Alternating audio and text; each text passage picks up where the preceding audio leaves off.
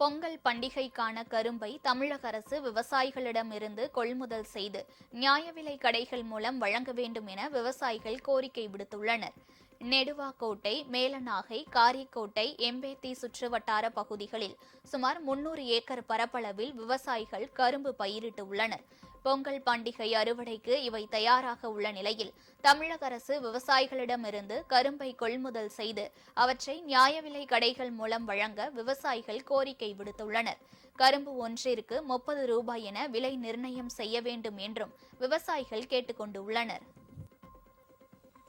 நெடுவாக்கோட்டை, காரியக்கோட்டை, எம்பேத்தி, மேலநாக, கீழநாக இந்த 6 ஊர்களில் கரும்பு விவசாயம் ஒரு 300 ஏக்கருக்கு மேலே பண்ணியிருக்கோம்.